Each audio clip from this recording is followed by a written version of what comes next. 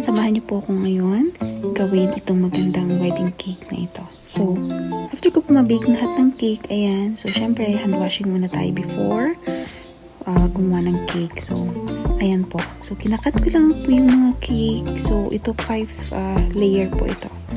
So, ube flavor, and then nilalagay ko lang ng makapuno sa ube halaya. So, ayan. Ini-stack ko lang po ang cake ng ganyan.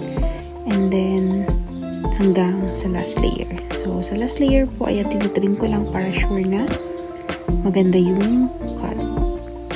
And then, crumb cook lang po tayo para walang nagkakalat na mga breads, no? Para mamaya sa pag-icing, hindi tayo mahirapan. So, ayun, nagdawal tayo ng mga straw para matibay yung cake. And then, ayan, naglagay lang ako ng white frosting.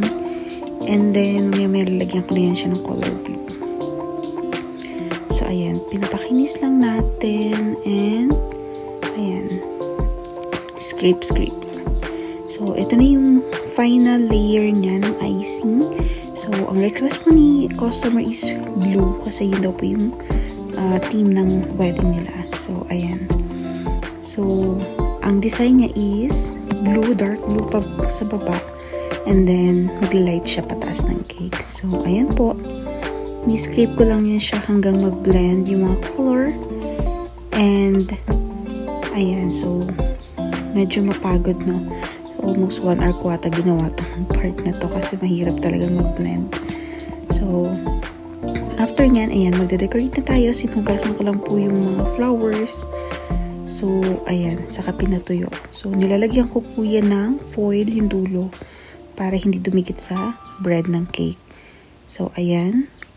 Mayroong 2 flowers sa baba kasi ito yung sa sample design ng cake ni ma'am, no? So, ginagaya lang natin.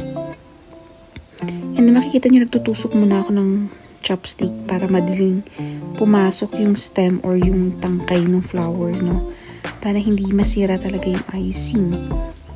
And then, ayan, may mga extra flower lang. Tapos naglagay po ako ng isang macaroon sa baba. So, fondant po yan. So, safe kainin. And then, after nyan, mag-start naman akong maglagay ng flowers sa taas. So, ito lang yung design niya talaga. Flowers lang. So, ayan, lagyan lang natin ng foil para hindi makontaminate yung bread, no? So, lahat ng flowers na dinidesign ko sa cake, nilalagyan ko talaga ng ganyan. So, nakita ko lang din sa mga ibang baker. So, ayun po. So, sa taas ng cake, lahat po fresh flowers yung mga yan. Sa baba, may isa akong ginamit na plastic flower kasi nagkulang yung pinili ko. So, ayan po. Ito yung pinakamalaking flower, kaya siya yung naka-elevate. And then, ito na yung last flower. So, ayan. Tapos, lalagyan ko na yun ng mga dahon. So, sa dahon, eto, naglagay pa pala ako ng isang macaroon sa taas. So, fondant din po yan. Diba? Ang cute. Sa akin, mas gusto ko talaga gumagamit ng fresh flowers kasi buhay na buhay yung cake kapag fresh flowers yung ginamit mo. So, ayan yung dahon. So, magkabila ang side lang po yung ginawa ko.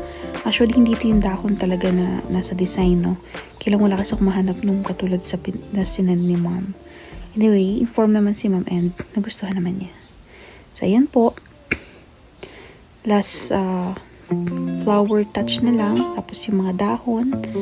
Ayan. And then, gumawa lang po ako ng printed topper na mayroong Mr. and Mrs. Ayan. Black lang siya. So, yun lang. So, tapos na tayo mag-design. Naglagay lang ako ng mga edible white pearls. And then, ayan na po siya. O, diba? Ang ganda. Saka drip, no? Blue drip. Ayan. So, thank you po sa umorder. Ma'am Claire, best wishes po sa inyo.